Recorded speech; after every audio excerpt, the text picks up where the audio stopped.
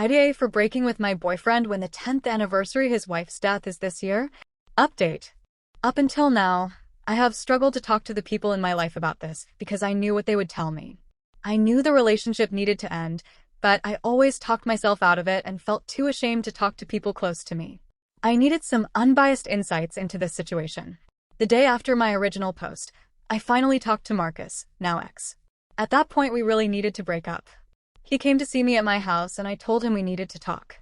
I got straight to the point saying that I was done and our relationship was over. He started panicking and asked me what he did wrong, a conversation we literally had a couple days ago. He knows exactly why I am leaving him. He knows what he's been doing makes me uncomfortable. I was too tired to fight, so I ended up rehashing the entire list. How he never defended me from his ex-in-laws, how he never made an effort to stop naming his wife all the time, how he makes me feel third place in this relationship, and how there is never an us moment. Even on dates he brings up and compares me to his wife. He apologized with the same lines as always. He doesn't realize it when he does that. He didn't realize how much it had upset me. He never meant to make me feel that way. Blah, blah, blah. He does know. We have discussed this over and over again, and now I am done. I told him that I want to break up. I also mentioned that while he claims the therapy is working, it isn't.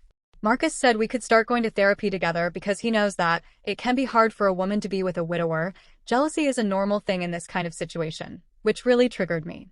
I'd had enough of people, his family, widower support groups, his friends, etc., all tell me I'm crazy jealous, that I need to be more empathetic and understanding, that I need to accept he will never love me the way he loved her.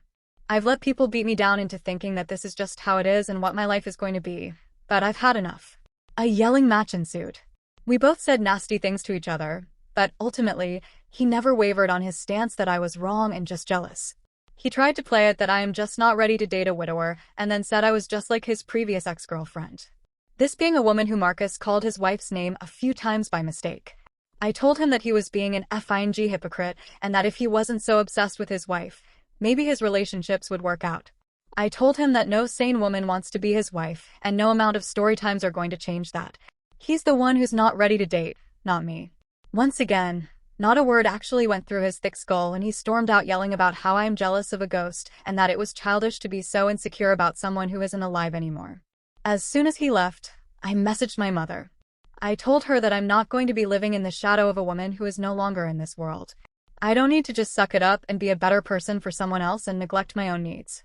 If anything, she should have empathy for me and not the man who isn't even her family. I told her I am tired of being pressured to stay with someone who doesn't want to grow and move on. I'm sure the response will be that I am cold-hearted and selfish, but I don't care. My friends are staying at my house to keep me company, and I finally feel ready to share what has really been going on. No matter what he says, I will never be his number one.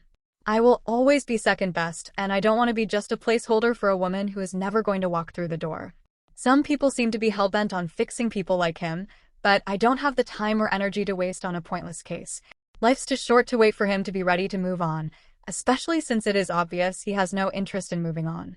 If his wife was still alive, he would only have eyes for her.